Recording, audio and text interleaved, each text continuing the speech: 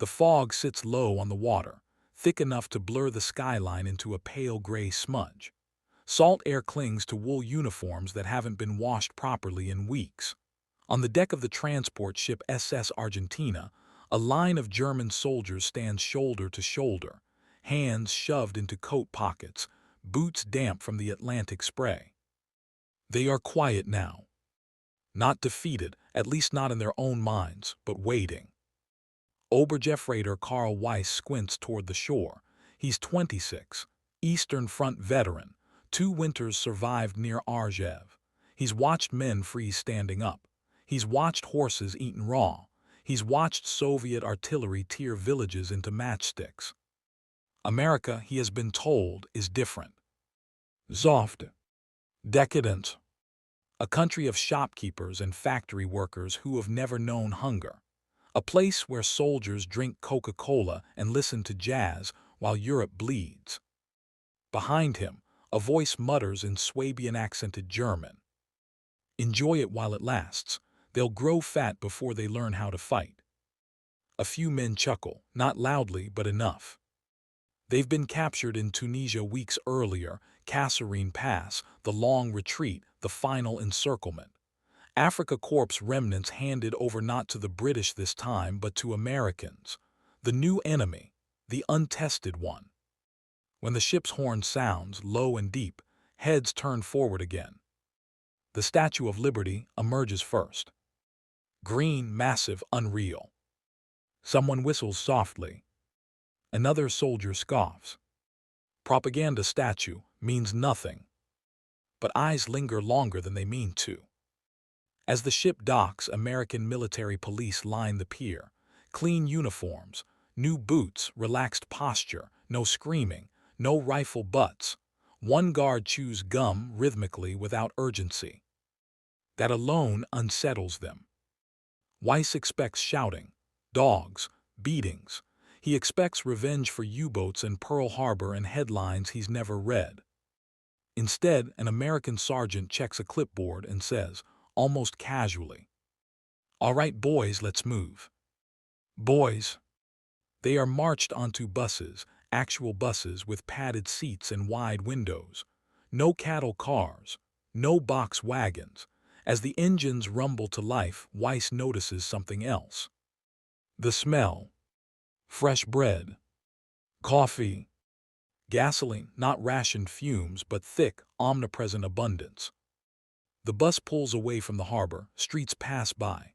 Wide streets, cars everywhere. Not military convoys, private cars, shiny, new, too many to count. A Feldwebel near the aisle leans forward, frowning. Why so many civilian vehicles? Probably staged, another replies. They want us to see this. Maybe. But no one is directing traffic. No soldiers controlling intersections. Life just flows. As they pass neighborhoods, Weiss sees houses with green lawns. Actual green, not scorched earth or mud. Children ride bicycles. A woman hangs laundry in the open air without looking over her shoulder. No rubble. No blackout curtains. No scars. A younger private laughs under his breath. So this is total war. The bus keeps moving. Miles pass, then more. The city thins, but the roads don't. They widen. Rail lines appear, then another, all packed with freight cars rolling in opposite directions. Endless motion. Steel wheels screaming against tracks like the country itself is grinding forward. Weiss presses his forehead lightly against the glass. You can almost feel it, the scale of it, the quiet confidence, nothing rushed, nothing desperate. Hours later, the bus is slow. The landscape changes again. And then they see it. At first, it doesn't make sense. A building stretches across the horizon, low, wide, impossibly long. Smokestacks rise in the distance, not belching black desperation like in Essen or Hamburg, but steady white plumes. Controlled, ordered. A sign flashes past one window. Ford Motor Company, Willow Run. Someone laughs. An automobile factory, that's what they want to impress us with. The buses don't stop. They drive alongside the plant. And alongside it. And alongside it. Windows stretch on forever. Inside them, movement. Constant movement. Lights, machinery, conveyor lines flowing like rivers of metal, wings, fuselages, sections of aircraft sliding forward in perfect rhythm. A voice from the front of the bus, an American officer, calm, almost polite. "Gentlemen, you're looking at Willow Run. One B-24 Liberator bomber rolls out of that factory every 63 minutes. Silence. Someone counts under his breath. That's impossible. But then they see it. A completed bomber emerges from one end of the building. Another follows, and another. Not prototypes, not half-built frames. Operational aircraft. Painted, fueled, ready. Weiss feels something cold settle in his stomach. Germany struggles for months to replace losses from a single raid. Skilled workers bombed out. Plants dispersed. Production slowed by shortages, by fear, by fire. Here, no camouflage, no dispersal, no urgency. Just production. Relentless, mechanical certainty. The bus keeps moving. Past Willow Run. Past other plants. Chrysler, General Motors. Names Weiss knows, from trucks captured in Africa, from engines examined by German mechanics who quietly admitted, this is good work. No one laughs now. No one speaks. They don't know it yet, not fully, but something has shifted. Not surrender, not despair. Something worse. Understanding. And as the buses roll on toward the POW camps of the American interior, a question begins to form in every mind. If this is what they build while we watch, what have they been building all along? The buses finally turn off the main road just before dusk. Dust rises as gravel crunches under thick rubber tires. Barbed wire fences appear, neat and evenly spaced, enclosing long rows of wooden barracks. Guard towers stand at the corners, not menacing, not hurried, just there. Camp Utterberry, Indiana. The buses hiss as the doors open. Out one line slowly. No shouting, no barking dogs. Weiss steps down, boots hitting dry American soil. It feels strange, solid, unmudded, untouched by shellfire.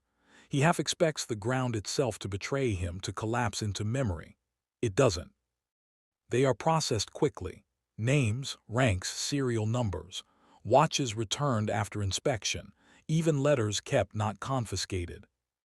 A Feldwebel whispers, almost offended. They don't even care. That night they are fed. Not soup stretched thin by turnips, not black bread shaved into ration slices. Actual plates, meat, potatoes, white bread soft enough to tear without effort, and coffee. Real coffee. Some men eat too fast and feel sick. Others slow down, suspicious, as if the food might vanish if they blink. Weiss chews carefully, jaw tight. Across from him, an older Unteroffizier stares at his plate for a long time before speaking. They don't feed enemies like this, he says quietly, not unless they can afford to. The barracks are clean, heated. Each man has a bunk with a mattress, not straw. Not lice-ridden blankets shared by the desperate. When lights go out, Weiss lies awake, staring at the ceiling. Outside, a train horn sounds in the distance. Then another. And another. All night long. The next morning, the routine begins. Roll call, work assignments. Some men are sent to nearby farms, others to maintenance details inside the camp. Guards explain the Geneva Convention rules plainly, without ceremony. You work, you're paid. Canteens open Fridays. Paid. That word spreads through the barracks faster than any rumor from the front ever did. Within days, Weiss is assigned to an agricultural detail. Cornfields stretch farther than the eye can see, rows perfectly aligned, machines doing the work of entire villages back home. Tractors roar across the fields, pulling equipment Weiss has never seen.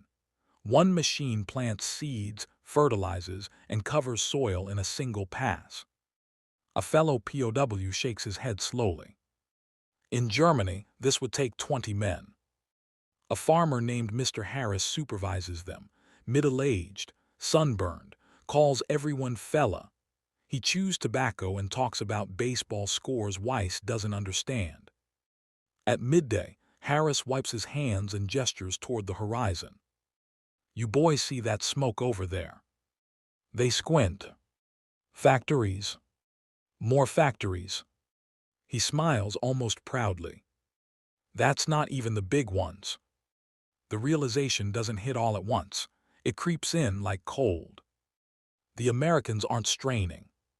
They aren't scraping by. They aren't gambling everything on miracle weapons or last offensives. They are producing. Endlessly. Weeks pass. News filters in, not from radios but from American guards who don't bother hiding it. Sicily falls. Italy wavers. The air war over Germany intensifies. One afternoon, a truck pulls up near the camp fence. Its canvas flap snaps open in the wind.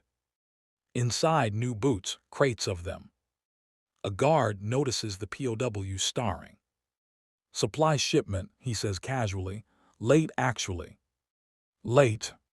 Weiss remembers boots repaired with wire, soles cut from tire rubber, marching with frozen feet until sensation vanished entirely.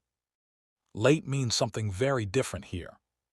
In the evenings, POWs gather around the fence, watching freight trains roll by, flat cars loaded with tanks wrapped in canvas, boxcars marked with destinations they've only read about on maps. California, Texas, Michigan. Distances that would paralyze Europe with logistics alone. A former logistics officer, Hauptmann Dietrich Keller, begins doing the math aloud one night, quietly, carefully. Fuel, steel, food, transportation, he murmurs. They aren't choosing between them. No one argues. One Sunday, an American officer arranges a morale tour. They are loaded onto trucks, not as prisoners but as observers. The destination is another factory. This one builds tanks. Inside, the noise is deafening. Welding sparks shower the floor like fireworks. Hulls move along rails. Turrets are lowered into place with precision cranes. A stopwatch hangs near the line. A sign reads, M4 Sherman, 11 hours. Weiss stares at it. 11 hours. From raw steel to finished tank. In Germany, a single Panther can take weeks, months if bombed, if delayed, if parts are missing. Here, no missing parts. The guide, an engineer named Robert Taylor, speaks plainly. We don't build the best tank, he says. We build enough of them. Enough. That word lands harder than any insult. On the ride back, no one speaks. That night, Weiss writes a letter he knows will never be sent. We were wrong, he begins.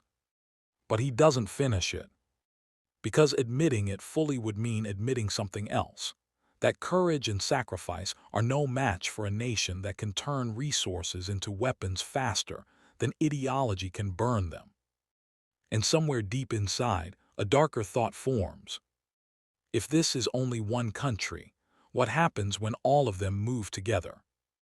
The answer is already rolling down the tracks outside the camp.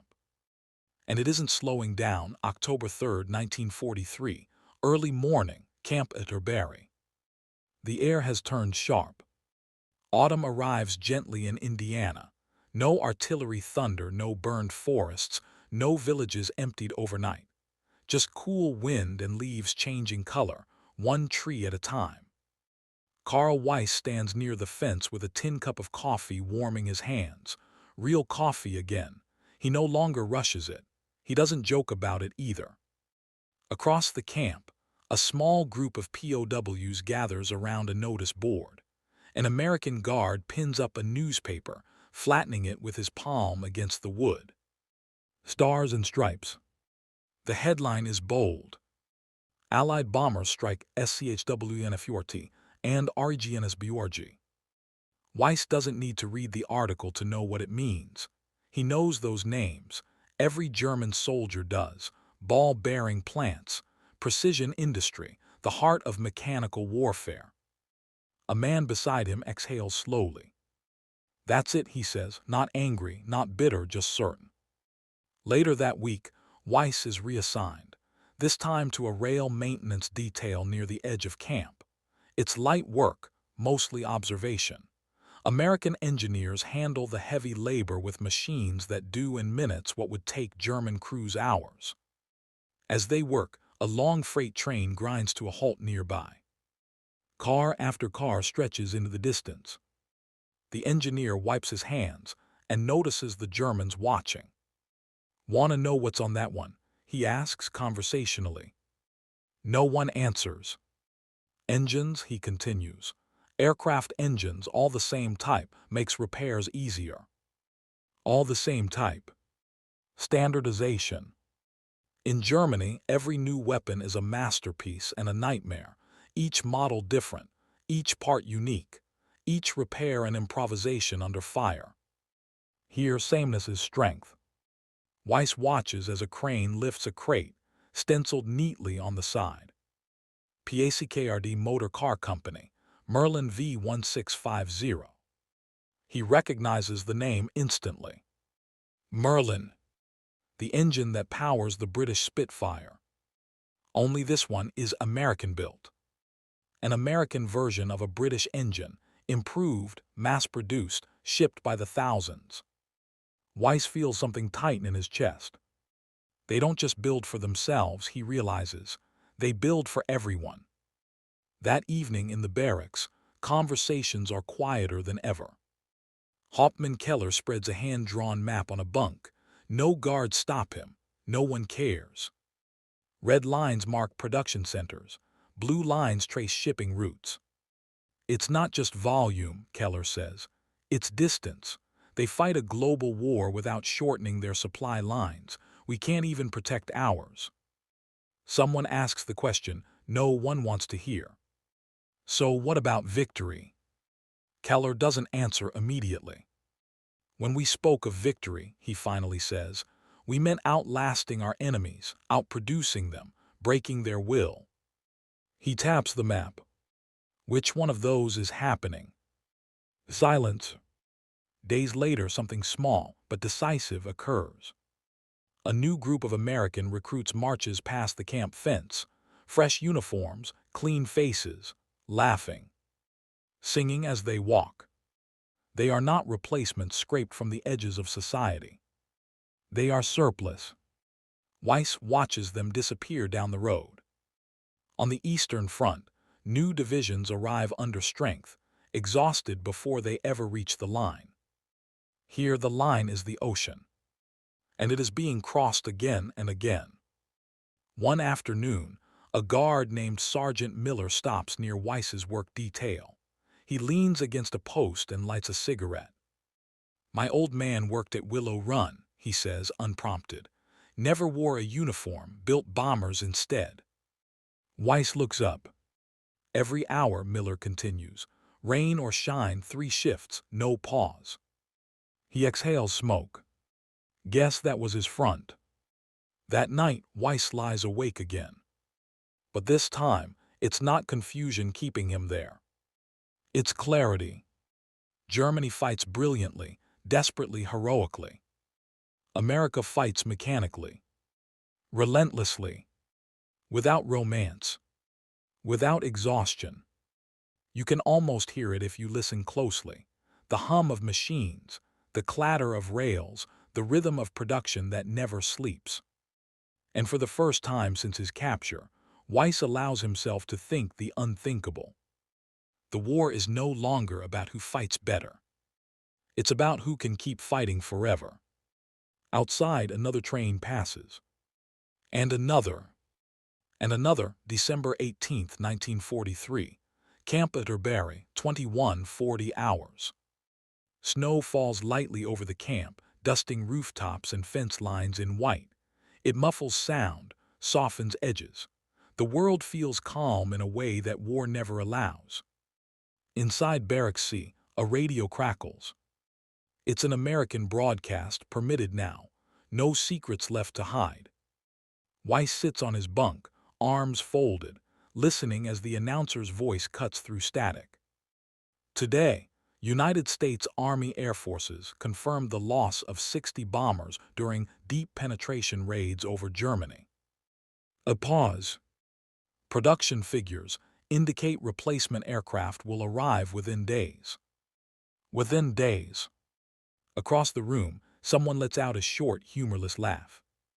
On the Eastern Front, 60 bombers lost would be a catastrophe, a wound that might never heal. Here it's a footnote. A guard pokes his head inside the barracks door. Mail call. Letters are handed out, some from home, many from nowhere at all. Weiss receives one. The envelope is thin, the handwriting familiar. His mother. The paper smells faintly of smoke.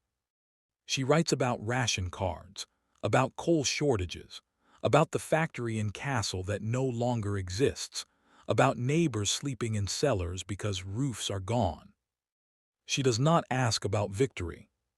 She asks about survival. Weiss folds the letter carefully and places it beneath his mattress. Later that week, an American chaplain organizes a film screening in the camp recreation hall. A documentary, official footage. Some POWs refuse to attend. Others go, curious despite themselves. The projector whirs to life. On the screen, factories. More factories. Assembly lines stretching beyond the frame. Women riveting aircraft skins. Men guiding tank hulls into place. Shipyards launching Liberty ships so fast the water hasn't settled before the next one slides in. A title card flashes. Liberty ship No. 1800. Built in days. Launched in minutes. A murmur spreads through the room. Then the footage shifts. Convoys, endless rows of trucks rolling through North Africa, Sherman tanks cresting hills in Italy, fighters escorting bombers across Europe. Not staged. Not propaganda, Weiss realizes. Inventory. After the screening, no one speaks for a long time. Outside, snow crunches under boots as guards make their rounds.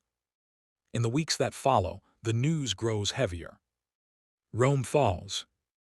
The Red Army advances westward. Allied troops land in places German maps once marked as secure. Weiss is assigned to a warehouse detail near the camp, stacking crates, organizing supplies. The labels blur together. Ammunition, medical kits, engines, radios. The sheer variety is staggering. One crate splits open accidentally, spilling out helmets. Brand new. Someone stares at them and whispers. They have more helmets than we have men. The final break comes quietly. One afternoon, Hauptmann Keller sits on his bunk, staring at nothing. Weiss approaches. "You all right, Herr Hauptmann?" Keller nods slowly. "I was just thinking," he says.